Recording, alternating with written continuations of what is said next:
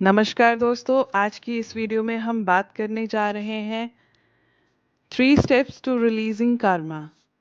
3 आसान तरीकों से कर्मा कैसे रिलीज किया जा सकता है। तो आइए शुरू करते हैं। सबसे पहले कर्मा क्लींस करने के लिए अपने एटीट्यूड में बदलाव लाना ज़रूरी है। तो पॉइंट नंबर 1 है ग्रैटिट्यूड। आपके पास कुछ है, नहीं है, आपका माहौल कैसा चल रहा है, आपकी ज़िंदगी में क्या चल रहा है, क्या नहीं चल रहा है, इस सब से परे आपने बुराइयों को ना देखते हुए आपके पास जो है, जो भी अच्छा है, शुक्रिया अदा करने के लिए कुछ तो होगा आपके पास, उसकी तरफ देखिए और ग्रैटिट्यूड पे कीजिए। ग्रैटिट्यूड एक बहुत ही ज़्यादा पावरफुल टूल है जो आपको लो वाइब्रेशन से हाई वाइब्रेशन की तरफ लेके जाने में मदद करता है और आपके कार्मिक अकाउंट्स को सॉलिड तरीके से क्लियर करने में हेल्प करता है। तो इसलिए अब से आपके साथ जीवन में जो भी हो रहा है उसमें अच्छाई को तलाशते हुए शुक्राना यानी ग्रैटिट्यूड पे करना शुरू कीजिए। तो चलते हैं पॉइंट नंबर 2 पे, जो कि बहुत ही ज़्यादा पावरफुल है और सबसे ज़्यादा मेन टूल है अपने कर्मा को क्लेंस करने के लिए। तो पॉइंट नंबर 2 है फॉरगिवनेस। जी हाँ, क्षमा करना। आप अगर गौर से देखें तो इस धरती पर जो हमारे कार्मिक अकाउंट्स चल रहे हैं, वो डेथ एंड रीबर्थ का जो साइकिल चल रहा है वो क्यों है? हम कहते हैं ना, कुछ लोग कर्मा दे रहे हैं और कुछ लोग कर्मा ले रहे हैं, राइट? तो ये लेखा जोखा यहाँ पे चलता है।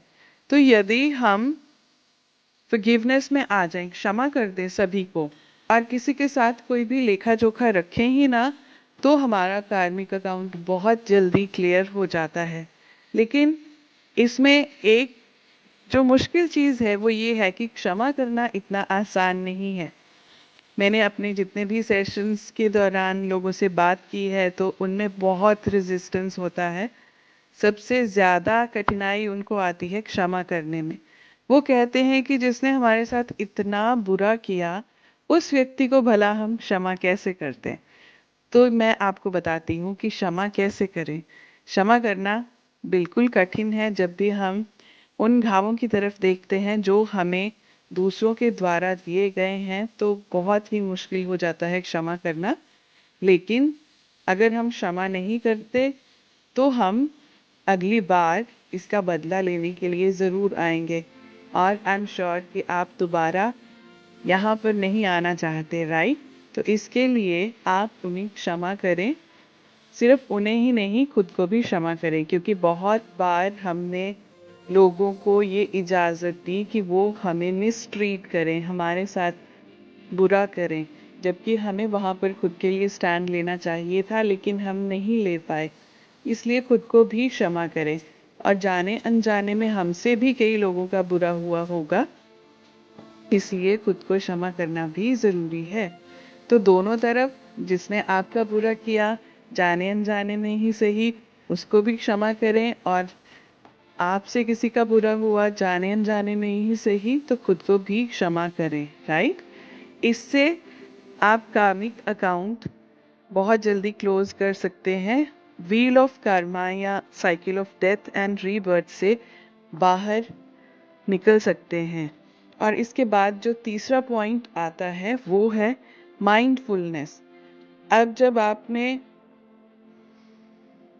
ग्रैटिट्यूड का एटीट्यूड अपना लिया, ग्रेटफुल होने लगे, आपकी वाइब्रेशन रेज होने लगी, आपने क्षमा करना शुरू कर दिया, और उसके बाद में अब आपने माइंडफुल रहना है ताकि आपकी वाइब्रेशन लगातार हाई होती रहे।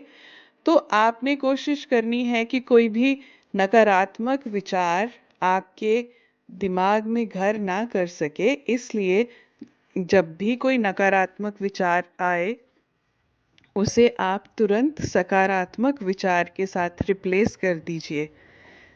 ये बहुत मुश्किल नहीं है, राइट? माइंडफुल रहेंगे, क्योंकि जाने अनजाने में हमारे माइंड में, हमारे दिमाग में विचार तो चलते ही रहते हैं, लेकिन जब हम उन विचारों को ऑब्जर्व करने लगते हैं और जैसे ही हमें ध्यान आता है कि अरे ये तो नकारात्मक विचार है, उसी वक्त उसे सकारात्मक विचार में रिप्लेस करना या बदल देना बहुत ही आसान हो जाता है। इसलिए हमें माइंडफुल रहने की बहुत ज़्यादा आवश्यकता है यहाँ पर। तो ये 3 प्रैक्टिसेस को अपनी डेली प्रैक्टिस बनाकर हर रोज़ इस पे अमल करके हम अपने कार्मिक साइकिल को ख़त्म कर सकते हैं। आशा करती हूँ आज का वीडियो आपको अच्छा लगा होगा और आपको इससे कुछ इंसाइट मिली होगी। मैं मिलूँगी आपसे अगली वीडियो में। तब तक के लिए खुश रहिए, तंदुरुस्त रहिए, stay in high vibes and remember, let your consciousness fly high because the sky is to fly. Thank you.